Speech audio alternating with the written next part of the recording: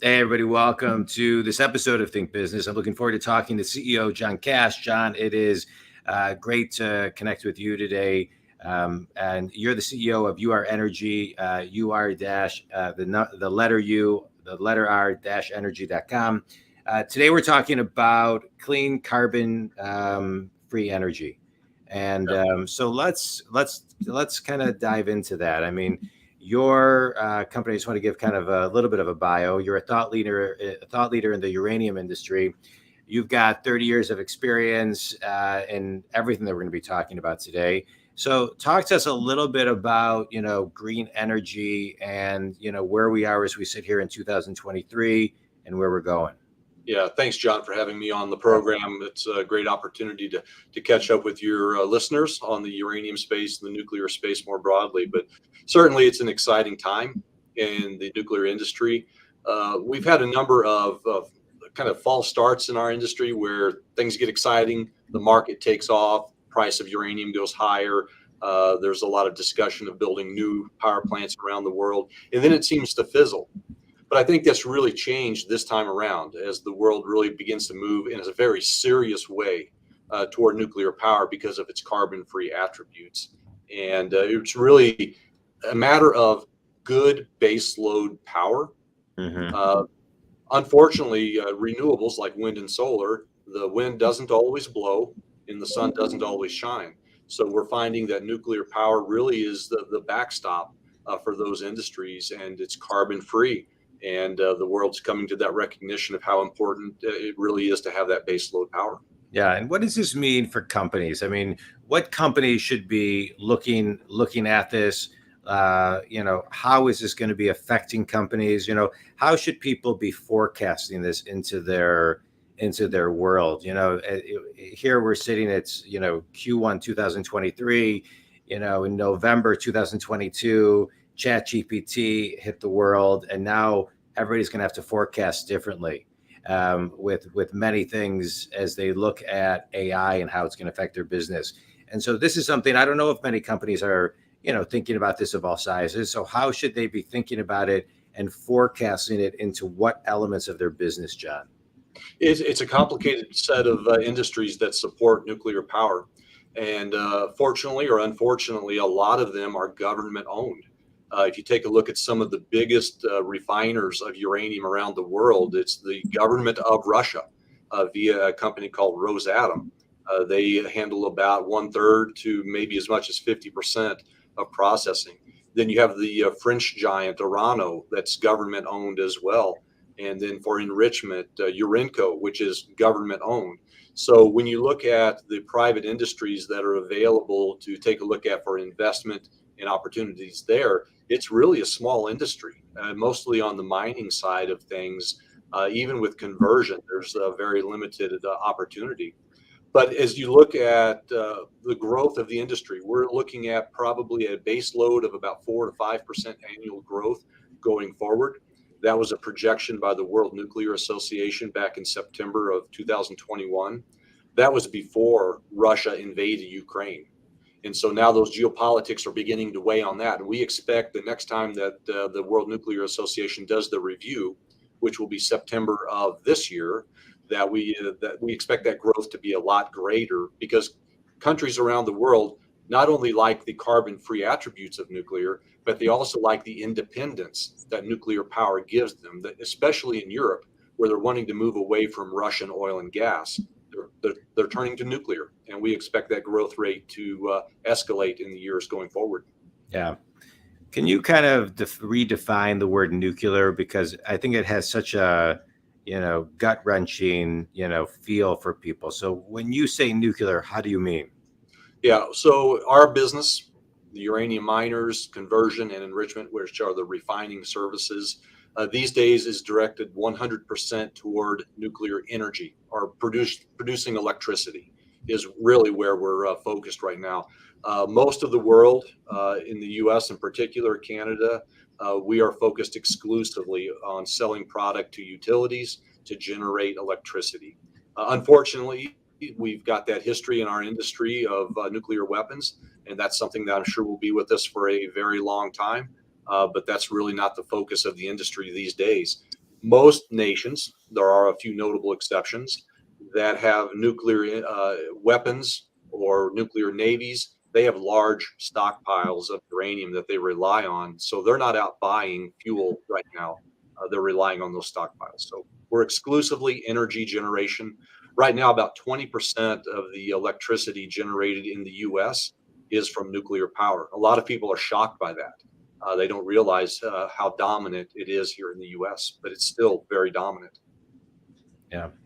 Let's talk about you. Thank you for that. Let's talk about you as a CEO of a company. There is, we are in a, you're in a growing business. We are in a just a market where things are changing and growing. Mhm. And I think it's going to be that way, indefinitely, for sure. Major transformation over the next 10 years, as we see many businesses. And so, as a CEO, how are you forecasting change as you grow your business over the next 3 to 10 years?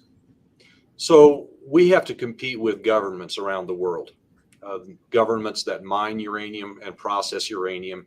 So one of the things that we really focus on as a company that will enable us to grow our business, to sell pounds more cheaply to utilities so we can get contracts, is we're looking at research and development or technology development within our industry.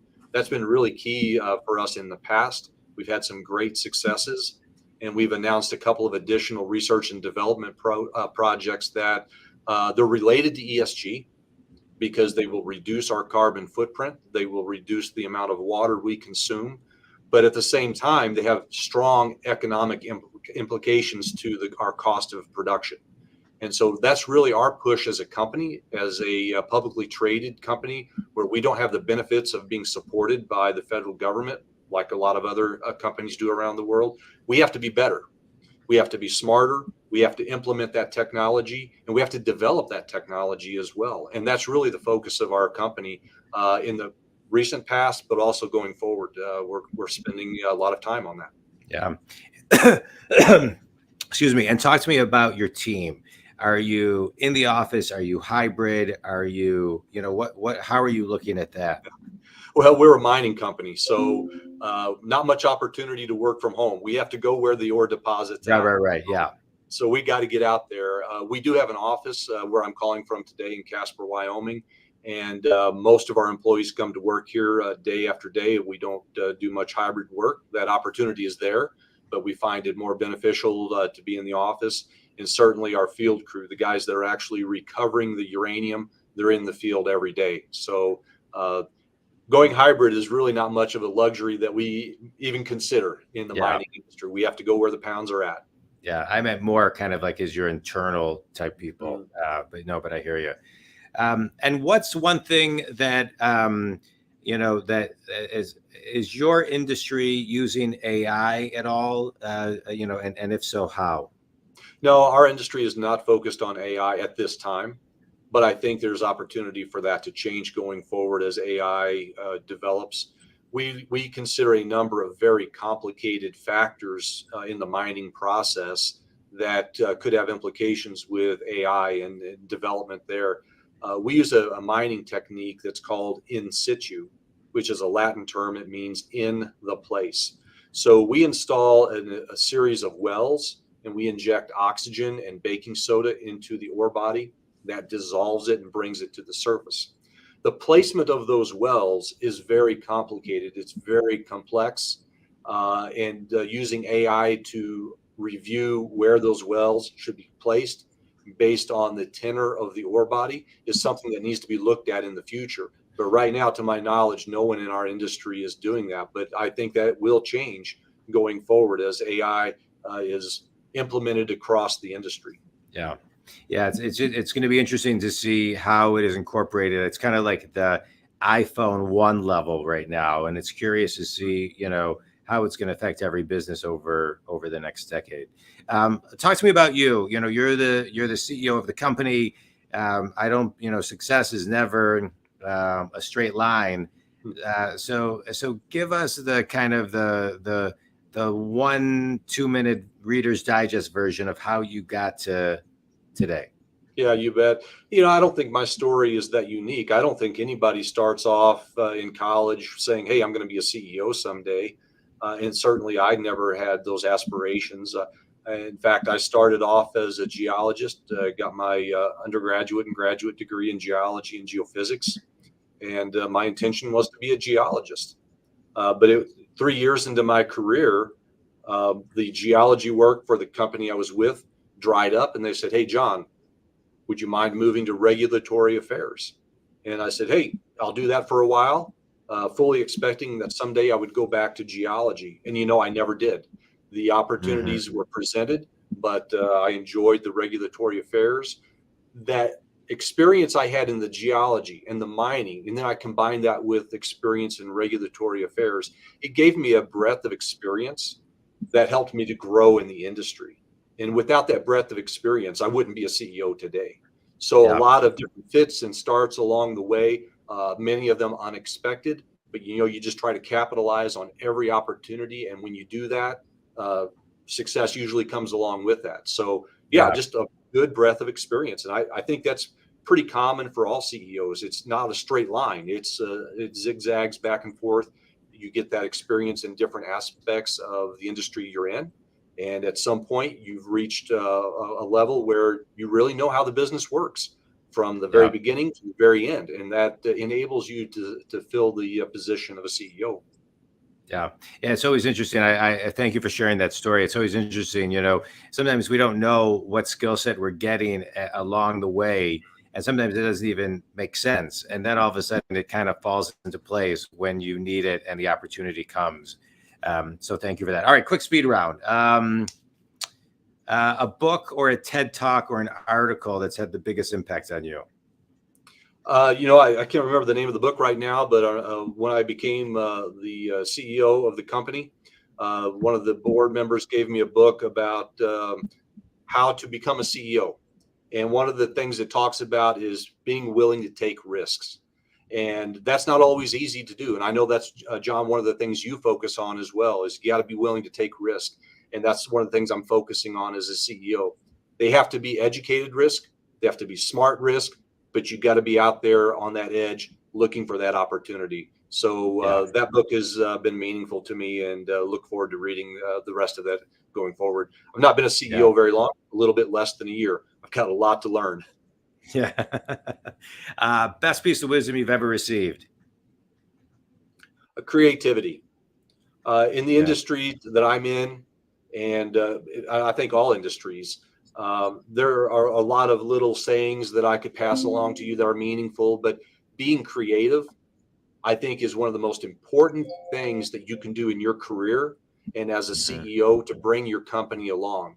If you just keep doing the same thing over and over again, you could be marginally successful.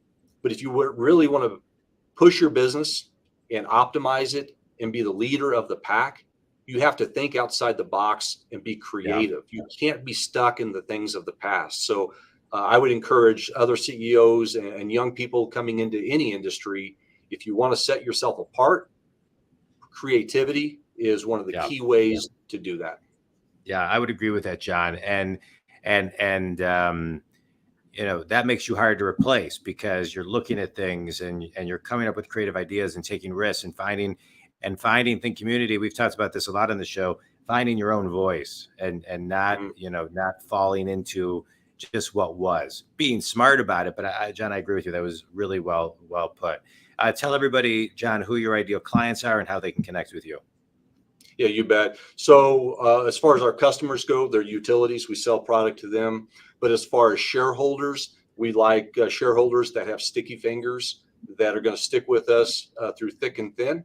We tend to be a cyclical industry. And so we're looking for anybody with those sticky fingers that will invest in our shares, stay with us a long time.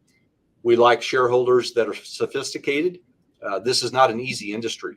Tremendous science, tremendous geopolitics, security, safety are all rolled into the nuclear industry. So we like very sophisticated, long-term investors to join up with us and help move the company forward. Awesome. Well, John, I can't thank you enough. Think community. I'm, as you know, a business coach. I work with successful people who are stuck. I get them unstuck. I love this podcast because I get to have guests like Jon on to give you a little bit more insight on how to get yourselves unstuck and grow to your highest potential. You said a lot of great things, Jon, but I'll just extract one, which we just talked about at the end. Push yourself, be creative, and don't just do things the way that everybody else has always done them. Be smart in how you undo it, but stretch yourself. So thank you for that reminder, Jon. The community, if Jon can help you, please reach out. If I can help you, jondwoskin.com. Feel free to also review this and share this with anybody that you think would benefit from it. Jon, thanks very much for being on the show. I really appreciate it. Thanks. Yeah, thank you for the opportunity.